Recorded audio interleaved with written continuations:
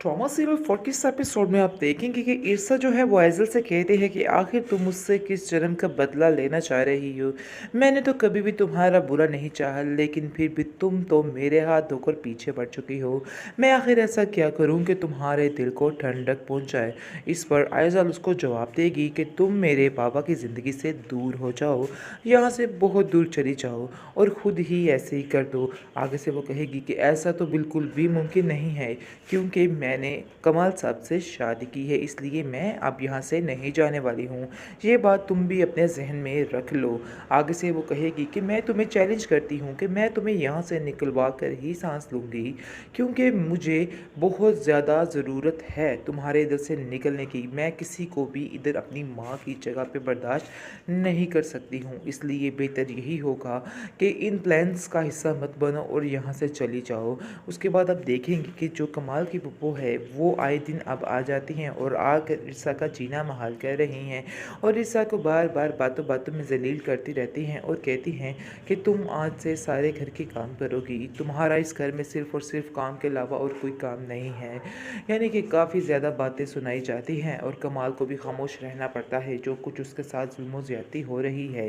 क्योंकि ये बात अब जो है वो उसको भी हज़म नहीं हो रही। कमाल की फूफो भी समझ रही है कि वाकई में ईर्षा एक गलत लड़की है, क्योंकि आइज़ल से बहुत ज़्यादा प्यार करती हैं, इसलिए आइज़ल ने जो कुछ बताया उन्होंने उसकी बात पर आंखें बंद करके यकीन कर लिया है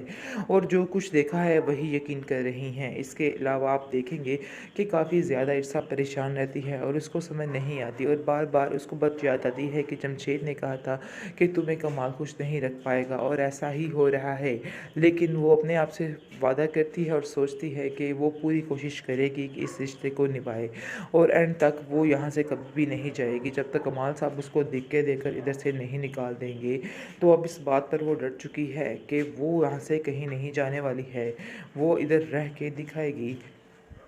बहरहाल कमाल उसको समझाने की कोशिश करेगा कि तुम्हें अगर इधर रहना है तो इधर के कुछ असूल हैं वो तुम्हें अपनाने होंगे और ये बात अपने जहन में बिठा के रख लो। काफ़ी ज़्यादा बहस छिड़ जाती है उनके दरमियान, लेकिन ईर्षा जो है बहुत ही समझदारी का मुजाहिरा करके खामोश हो जाएगी और कहेगी कि मैं पूरी कोशिश करूँगी कि आइंदा से आपको कोई शिकायत का मौका ना मिले, क्योंकि है तो असल में उसकी कोई भी गलती नहीं है, लेकिन अफसोस उसको ही चुप करना पड़ेगा क्योंकि वो जानती है कि उसके पास और कुछ ऑप्शन नहीं है और उसको यकीन है कि एक ना एक दिन सब कुछ ठीक हो जाएगा। दूसरी तरफ आप देखेंगे कि आरिफ जो है वो काफ़ी ज़्यादा जलील करेगा ईर्षा को और कहेगा कि तुम्हारी हिम्मत कैसे हुई घर से बाहर निकलने की और वो भी साहब के बगैर।